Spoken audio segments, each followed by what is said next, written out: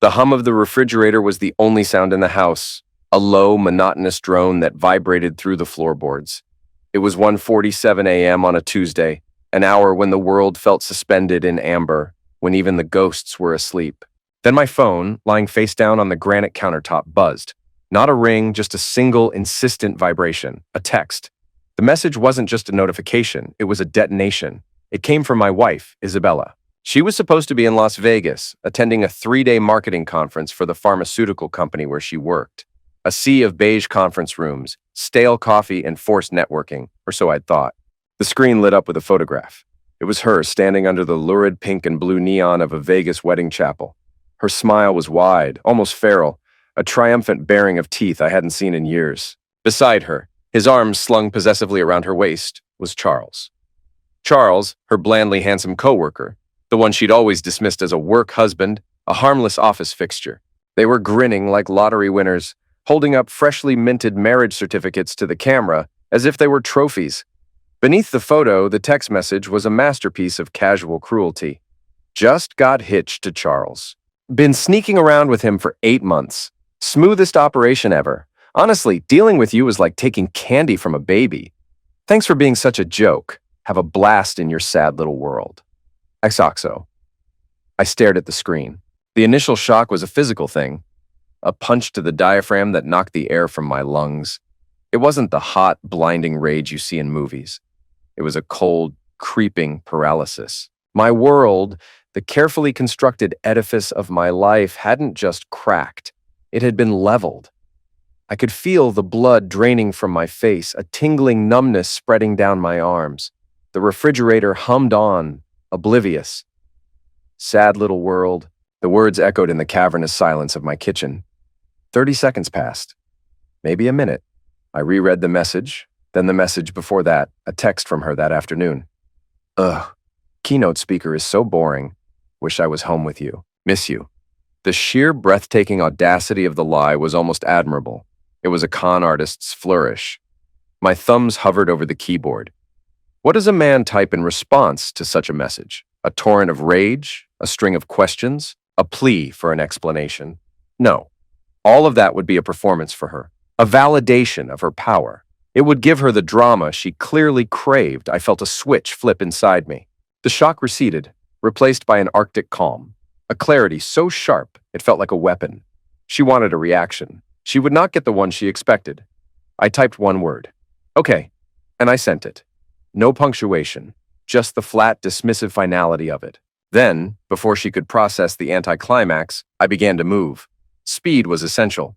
She thought this was a game she had already won. She had miscalculated. Isabella, for all her cunning in orchestrating an affair, was a novice in the brutal mechanics of life. She lived in a world of emotions and grand gestures. I lived in a world of contracts, passwords, and consequences. Everything was in my name. The house, purchased with my inheritance 2 years before we even met. The joint bank accounts, which were, in reality, my primary accounts to which I'd granted her access. The credit cards in her wallet, gleaming plastic bearing her name but tethered as an authorized user directly to my credit, my financial standing. A rookie mistake, Isabella, a fatal one. It was 2:05 a.m. I was at my desk, the glow of my monitor painting my face in stark blue light. First, the credit cards. I logged into the bank portal. American Express Platinum, Isabella Moretti. Authorized user. Action, remove user. A click, a confirmation box. Are you sure you want to remove this user and cancel their card? Click. Done. Chase Sapphire Reserve, Isabella Moretti. Authorized user. Click. Confirm. Click. Done. Bank of America. Cash rewards. Click. Click. Done. In less than 90 seconds, her financial freedom, the ability to buy a coffee or book a new hotel room, had evaporated into the digital ether. Next, the bank accounts. I changed the passwords first, a complex new string of characters and symbols. Then, I initiated a transfer. The entire balance of our joint checking and savings, just over $74,000, I moved into a separate, individual account I'd maintained for my own investments. The transfer was instantaneous. The account she believed was her safety net now contained a balance of $0. The passwords came next. Netflix, Amazon Prime, Hulu, our shared email account, the cloud storage where our photos lived, the security system app, everything. Each one was changed, erased, and rebuilt with a new, impenetrable logic she could never guess. I moved with a detached, surgical precision. There was no emotion, only a checklist. Each completed task was a small, satisfying click, another brick laid in the wall that was now her prison. At 3:15 a.m., I made the last call. A 24-hour locksmith. "Emergency lockout service," I said, my voice steady. "My house. I need every exterior lock changed, immediately." "That'll be a premium, sir. $300 plus the cost of the hardware." "I don't care what it costs. Get here now." He arrived at 4:30 a.m., a tired-looking man with grease under his fingernails and a toolbox that rattled like a skeleton. He worked efficiently, drilling out the old locks on the front door, the back door, the side garage entrance. The sharp metallic screech of the drill was the only sound that broke the pre-dawn stillness. As he worked, I screenshot everything. The text message from Isabella, the photo, the timestamp. I forwarded it all to my personal email with the subject line: "Evidence, 10/17." By 5:30 a.m., it was done. New keys sat heavy in my palm. The garage door keypad had a new code. I paid the locksmith in cash, adding a $100 tip. He nodded, his eyes weary, asking no questions. He'd seen it all before. I walked back into the silent house. My house. I was exhausted, but it was a strange, wired exhaustion. The adrenaline of the past few hours had burned away the grief, leaving behind a hollow, resonant core of something else: control. I had survived the initial blast. Now I was managing the fallout. I crawled back into bed, but not to sleep. I just lay there in the dark, listening to the silence, a sleep-deprived sentinel guarding the ruins of his life. The sun was high and unforgiving when the banging started.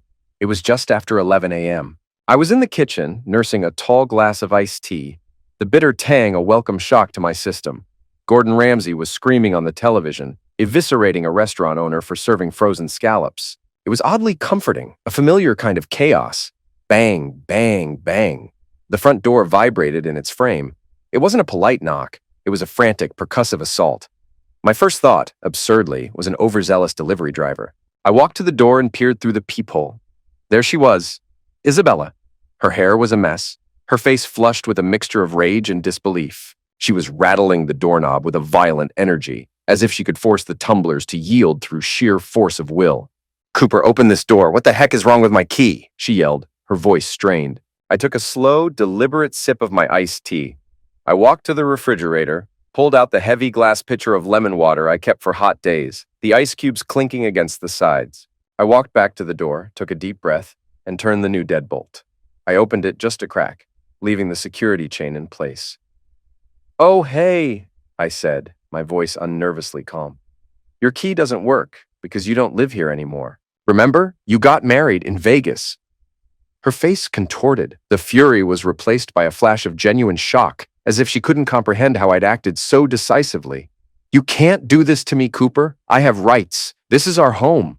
"This is illegal." "Is it, though?" I said, keeping my tone conversational.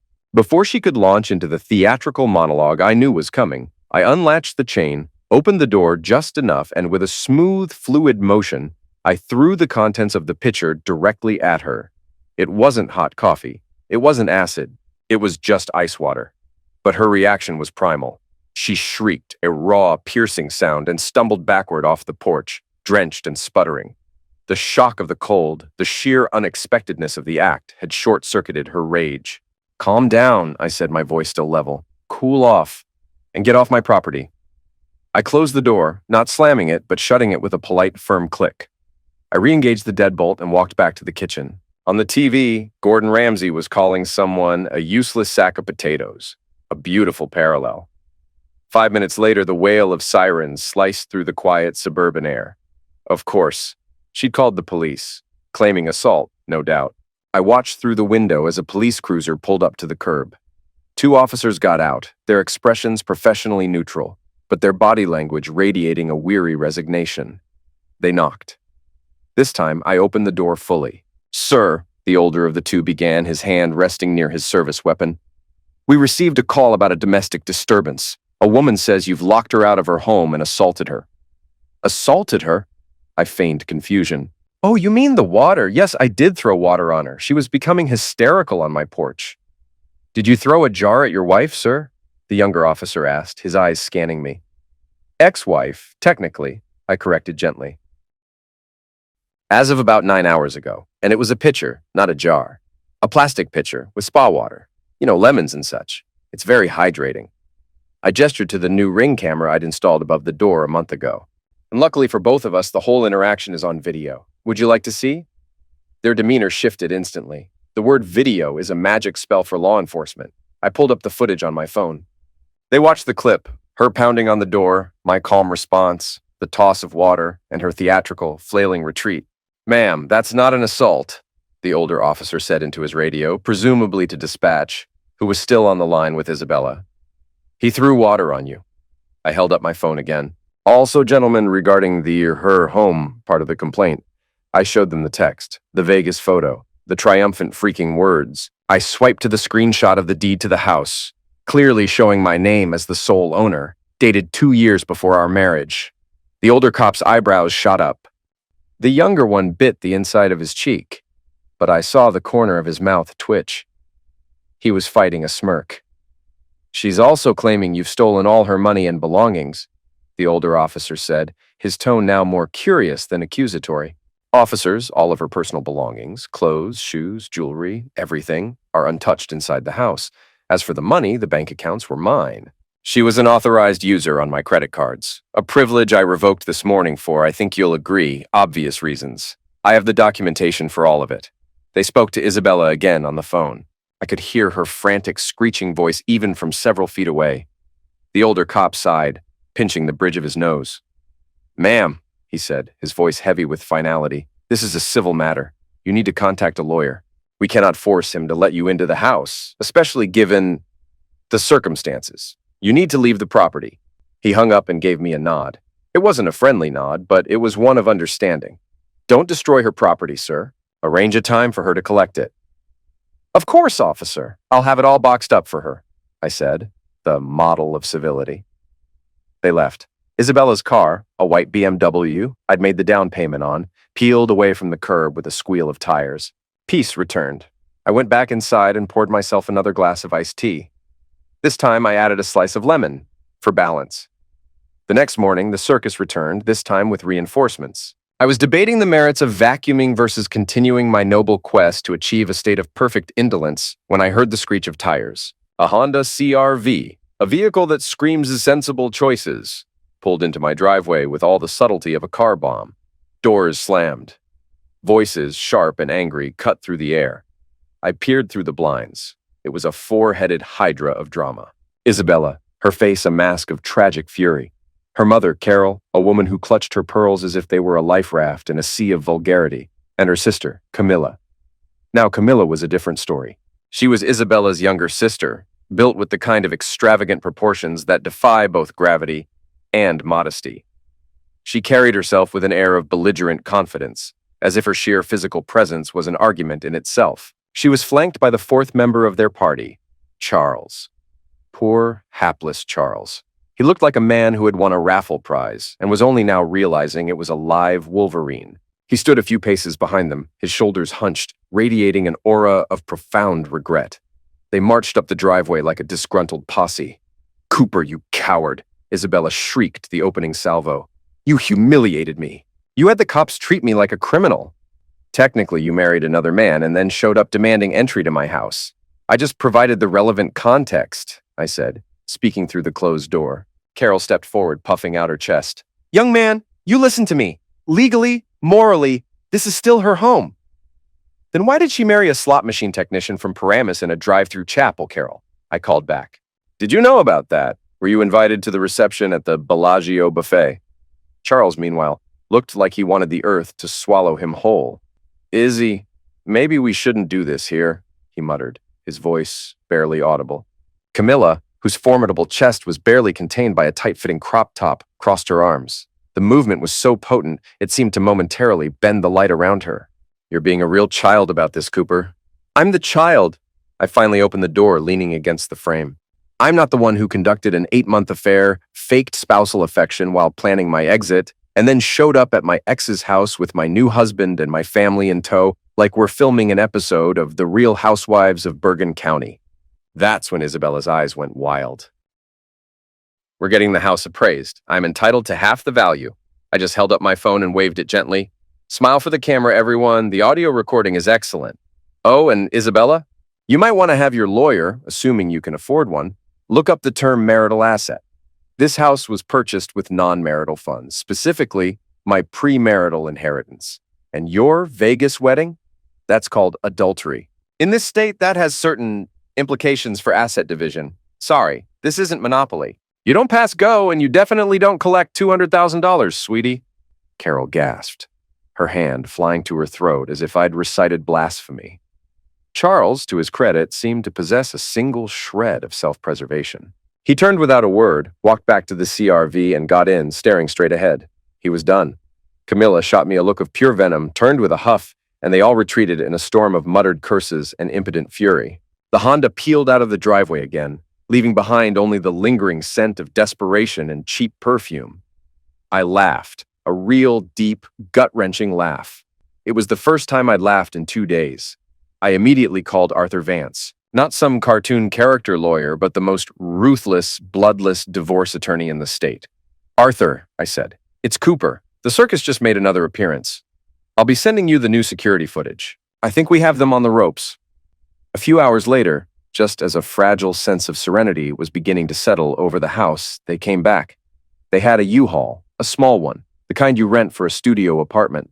I'd spent the afternoon meticulously packing Isabella's life into cardboard boxes. Her fast fashion wardrobe, her collection of half-read self-help books, her decorative pillows, it was all stacked neatly in the garage. I'd even bubble-wrapped her framed photos. I was, above all, a reasonable man. I opened the garage door remotely and watched from the kitchen window as they began the grim task of loading her life into the truck. The atmosphere was thick with resentment. Charles, roped back into service, moved with the enthusiasm of a condemned man. Then came the moment I'd been waiting for. The U-Haul rental. I had, in a moment of petty genius, reserved the truck in her name. At the counter, she'd presented her credit card. I wasn't there, but the friend who works at the rental agency gave me a play-by-play later that evening. She swiped the card. Declined. A flicker of confusion. There must be a mistake, she'd said, her voice tight. Run it again. The cashier, a pimply teenager, ran it again. Declined.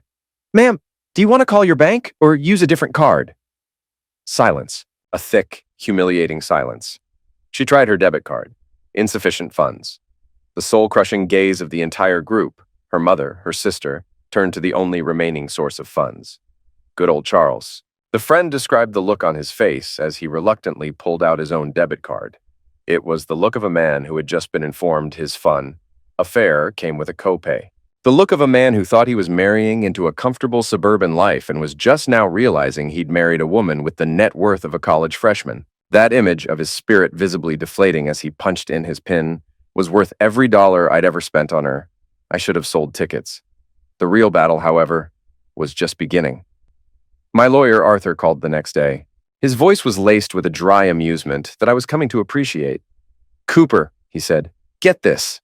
Her new counsel, and I use the term loosely, is trying to file for an annulment of the Vegas marriage. They're claiming she was drunk, emotionally manipulated, and not of sound mind. I snorted. Of course they are. It gets better, Arthur continued. They're simultaneously arguing that since the Vegas marriage is invalid, she's still legally married to you, and is therefore still entitled to spousal support and a claim on the house. That's ambitious. It's idiotic, Arthur corrected. She sent you a written photographic confession of adultery and effectively bigamy. She bragged about it. She's handed us the case on a silver platter.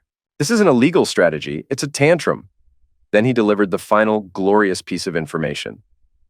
By the way, I ran a background check on Mr. Charles Novak. He has 2 prior convictions for petty theft and currently resides in his mother's basement in Paramus. It seems he was under the impression that Isabella was the one with the money.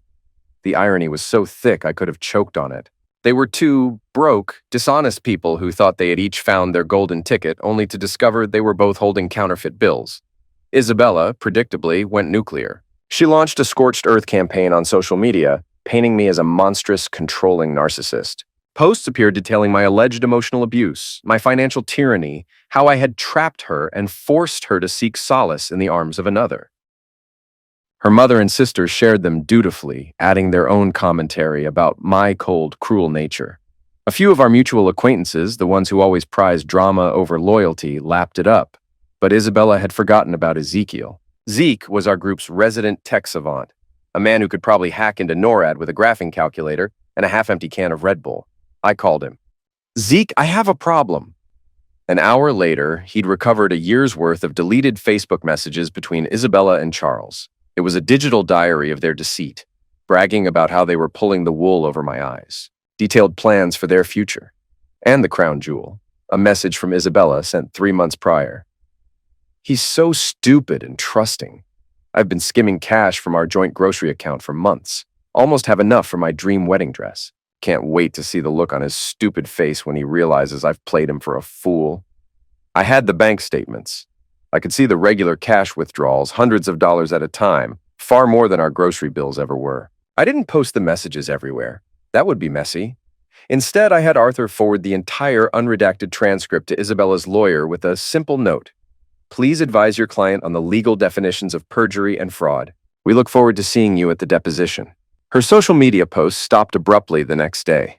The extinction burst, as psychologists call it, was spectacular. First, her father called my boss, a man I'd known for 10 years. He delivered a blustering, paternal lecture about how his little girl was being harassed. My boss, who I'd already briefed on the situation, listened patiently before calmly telling him that this was a personal matter, and that any further contact with my workplace would be directed to our corporate legal department.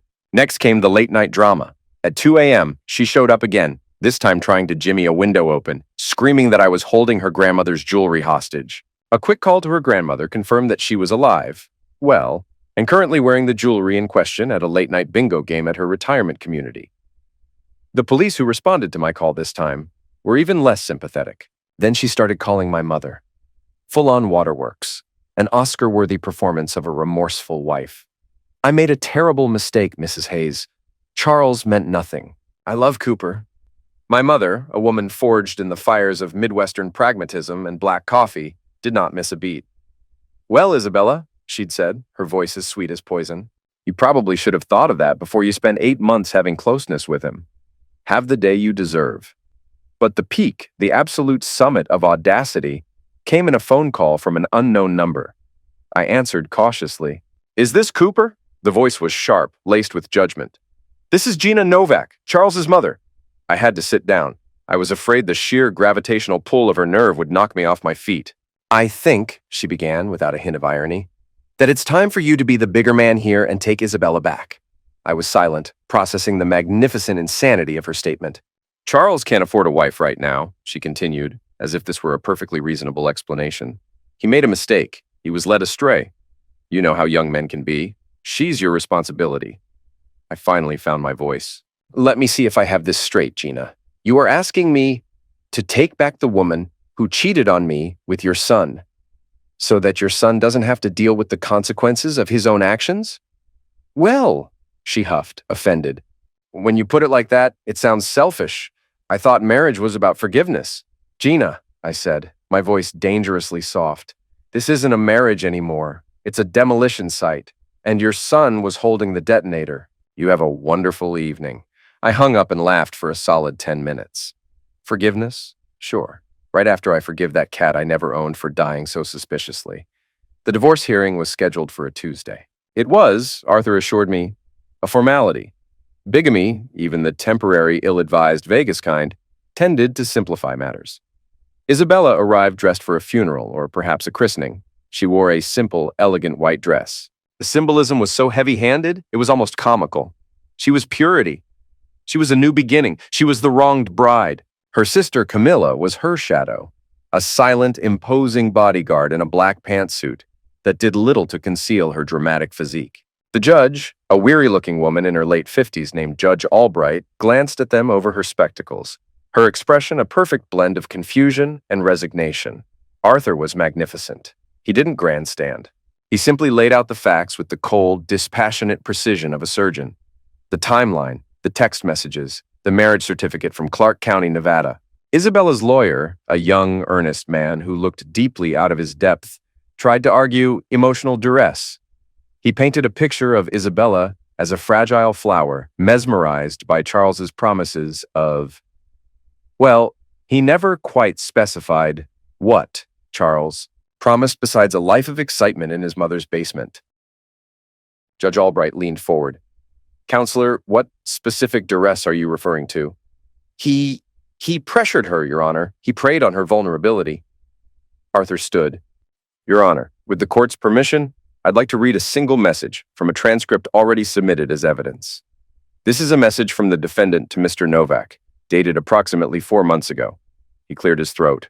Can't wait to see his stupid face when he realizes I took him for everything. Your Honor, does that sound like the sentiment of a woman under duress? Isabella turned a shade of crimson I had previously only seen on overripe tomatoes. That was taken out of context. She snapped. I couldn't help myself. I leaned forward and whispered just loud enough for the court recorder to pick it up. What context exactly makes that better? Dead silence filled the room. Judge Albright banged her gavel. Divorce granted on the grounds of adultery. The prenuptial agreement is upheld. All assets acquired prior to the marriage remain with Mr. Hayes. The defendant is entitled to her personal belongings and the vehicle currently in her possession, for which she will assume all future payments. Then came Arthur's masterstroke. And, Your Honor, regarding the matter of rehabilitative alimony, as my client fully supported the defendant financially through her 2-year certification program, which has substantially increased her earning potential, we petition that the defendant pay alimony to Mr. Hayes for a period of 6 months. It was only $500 a month, a pittance. I didn't need it. But the principle, the sheer, beautiful, punishing principle of it, was everything. The look of apoplectic rage on Isabella's face as the judge granted the motion was worth more than any amount of money. We stepped out of the courthouse into the bright, indifferent sunlight. I felt lighter than I had in a year. That's when Carol, the mother-in-law I never wanted, materialized like a vengeful spirit. You stole from my baby, she screeched, her voice cracking. Before I could respond, Camilla whipped out a venti-sized Starbucks cup and lunged, intending to douse me in what I assumed was a scalding latte, but her aim was off. The coffee sailed past my shoulder and scored a direct hit on a woman standing just behind us. It was Gina, Charles's mother. She had apparently come to offer moral support. What followed was a scene of such chaotic, suburban fury that it defied belief. Gina, now dripping with frothy mocha, let out a howl of indignation and launched herself at Carol. Handbags were swung. Insults, arias of maternal rage were hurled across the courthouse steps. Security guards rushed out to separate the 2 middle-aged women, now engaged in a slap fight fueled by misdirected fury and caffeine. Amid the chaos, Isabella finally broke. It wasn't a pretty cry. It was a raw, ugly, full-body sob complete with gasping breaths and snot bubbles. This isn't how it was supposed to go, she wailed, the pathetic central truth of her entire misadventure. Camilla, slightly spattered with caramel macchiato, tried to comfort her. It's okay, sweetie. You can stay with me for a while. Isabella looked up, her face a mess of tears and smeared mascara. I can't. Your apartment smells like cats and sadness, and your mattress is all spongy. Even Camilla looked defeated then, the fight draining out of her. The last I heard, through the ever-reliable grapevine of mutual friends, Isabella was living back in her childhood bedroom. The company had fired both her and Charles for violating their fraternization policy, a detail he had apparently neglected to mention. Charles himself, according to a furious Gina, had already moved on. He was reportedly engaged to a 22-year-old bartender he'd met at the casino bar during his 5-hour honeymoon. As for me, I sold the house for a significant profit. Turns out a quiet neighborhood with a recent spectacular scandal draws a lot of looky-loos and quick offers. I bought a sleek condo downtown with a view that stretched to the horizon. There's a concierge, a gym, and blessedly no ex-wives hiding in the bushes. His name is Mark. We met at the gym. He thinks the whole saga is the most hilarious, tragic story he's ever heard. Last week, he brought me a coffee with "Not Charles" scrawled on the cup in Sharpie. I laughed so hard I almost pulled a muscle. My lawyer, Arthur, had the Vegas marriage certificate framed. It hangs in his office between a picture of him with a Supreme Court justice and a needlepoint pillow that reads, litigate, exfoliate, hydrate. People sometimes ask me if I feel any regret, if my response was too harsh, too cold. The answer is always no. She didn't just cheat. She tried to humiliate me, to dismantle my life for her own gain and laugh about it. She saw me as a fool, a stepping stone, a joke. She played a stupid, cruel game. She won a stupid, cruel prize, her life. If I regret anything, it's that I didn't see it sooner. The little red flags, the way she talked about her exes, always crazy, always the problem. The casual way she'd lie about small things. I see it now. I see it all with a clarity that is both painful and liberating. I'm good, real good. And as I look out over the city lights from my new living room, with a good man making dinner in the kitchen, I feel something I haven't felt in a very long time. Peace, cold, clean, and absolute.